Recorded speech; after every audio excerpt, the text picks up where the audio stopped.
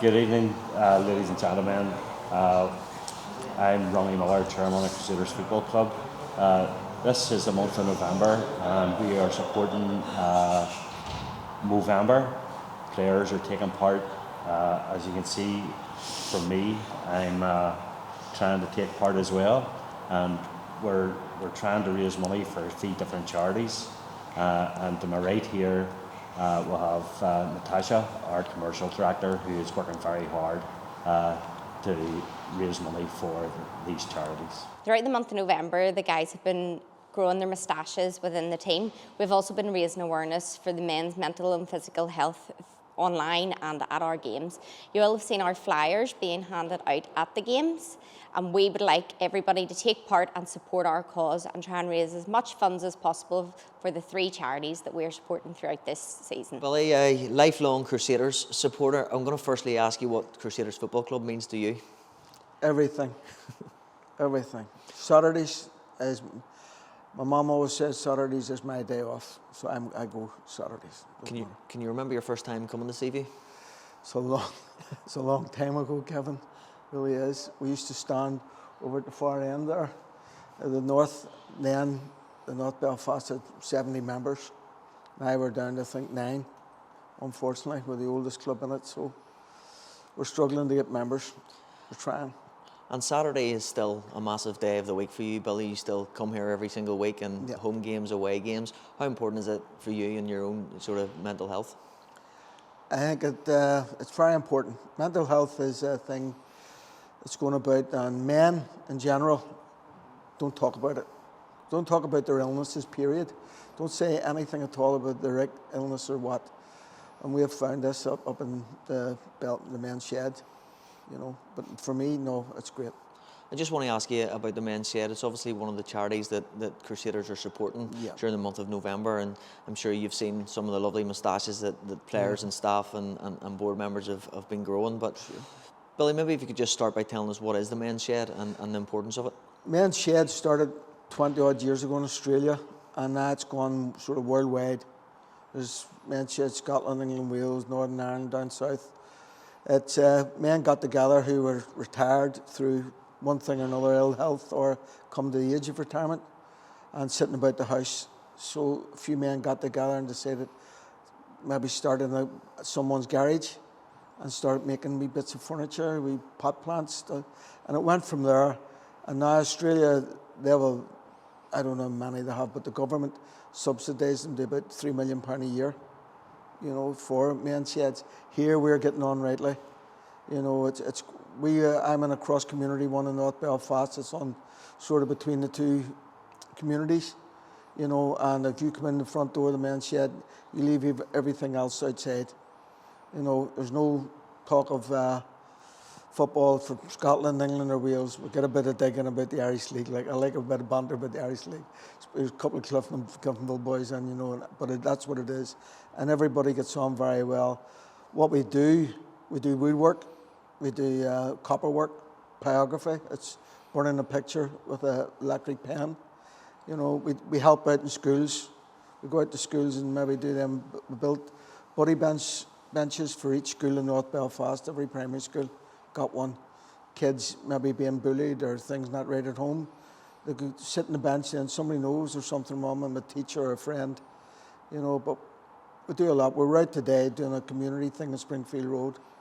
You know, putting a few wee things right for them or shed, and they're wishing well. And how many days a week, Billy, would you be up at the men's shed then? Every day. Every day of the week? Well, it's either that, Gavin, or I'm going shopping someday. You know, and Saturday's my day out, you know, so I try and get away out. No, I don't. I go every day.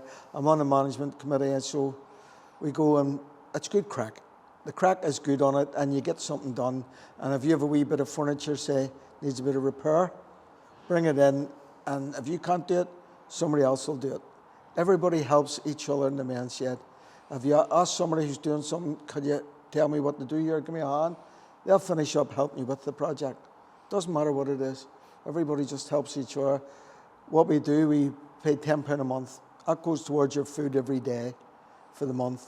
And also we get wee trips out to the other men's shed, different things, American Folk Museum, Transport Museum down in Kiltraw.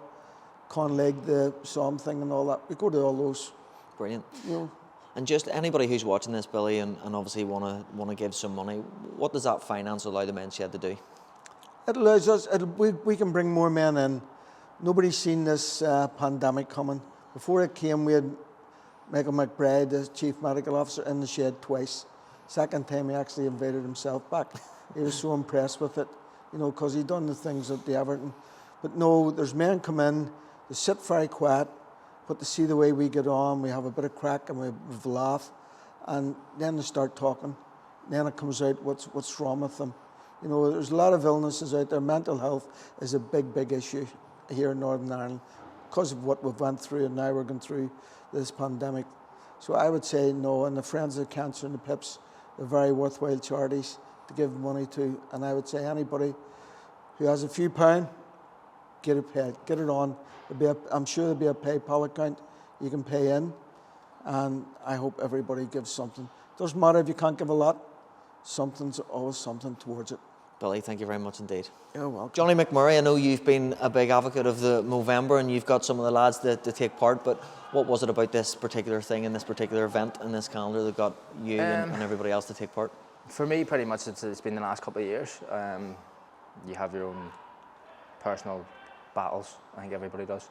And one of the main things was COVID, and obviously doing my ACL at the time really had me in quite a bad way. So it's having like good people around you and stuff like that. So whenever you get a campaign that really involves people's mental health and obviously men's mental and physical health, it's something that I wanted to obviously try and promote as much as possible, and that's why we kind of got the lads roped into it. Yeah. Just going back to your own personal experience, I know you discussed, you know, the injury and you were out for over a year, wasn't it, in total? I know you and I discussed that when you signed, but talk us through that and how difficult was that for you personally? It was more difficult, I think, in the situation at the time.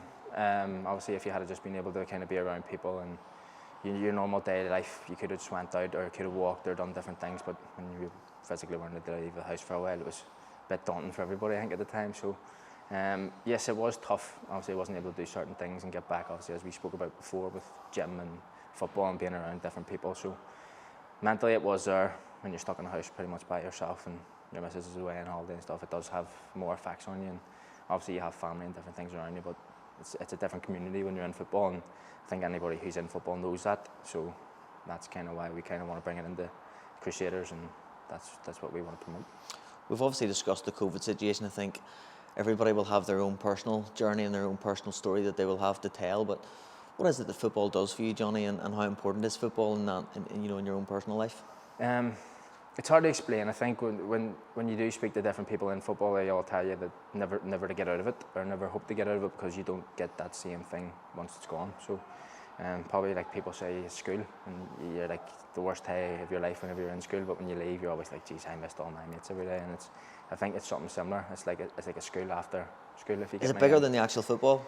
It is. It's more. It's a different. It's like a whole community. Like you might know people and playing against people, you might hate them for playing against them, but they're all people in the end of the day, and once you come off the pitch after 90 minutes, they're all just humans, you know what I mean? And I think everybody kind of takes it as everybody hates each other, but it's far, far from that. And I think these sorts of initiatives, like ourselves, we obviously promoting it, Glentoran are promoting it pretty bigly, and I think a couple of other teams and a couple of other lads around different teams are, so kind of shows the direction that the Irish League's kind of going in. How good is that for the league, that all of these clubs coming together to support this event? Yeah, it's huge, to be honest. I think we don't have a huge platform. Obviously, we're not Premiership footballers, but we're Irish League Premiership footballers, and we do have a bit of a following, and you do get people that kind of bounce off you. Obviously, it's nowhere near what we would hope, but every little helps in the end of the day. And if you can do something or inspire somebody to go speak to somebody, growing a moustache for 4 weeks isn't that bad. You know? And have you a message for anybody who's maybe watching this, Johnny, in terms of, obviously there's 3 charities that we've chosen to support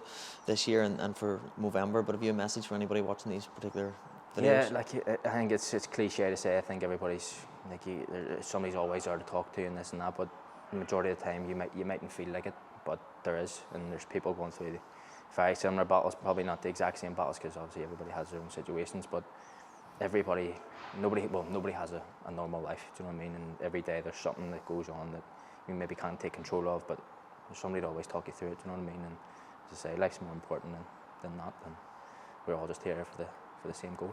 Just lastly, how upset are you going to be when it has to come off, or is it coming off? It's coming off. I think it's the only thing my missus is happy for. I think it's the 30th. It'll definitely come off, but I'm gutted. Like, I haven't got the trim around the beard yet, but nah, I love it. It gives me something to play with. To be fair, I'm walking about just twizzling it all day, and I think it's great. But yeah, 4 weeks, and I'll look forward to next November. Good man. Thank you very much, Johnny.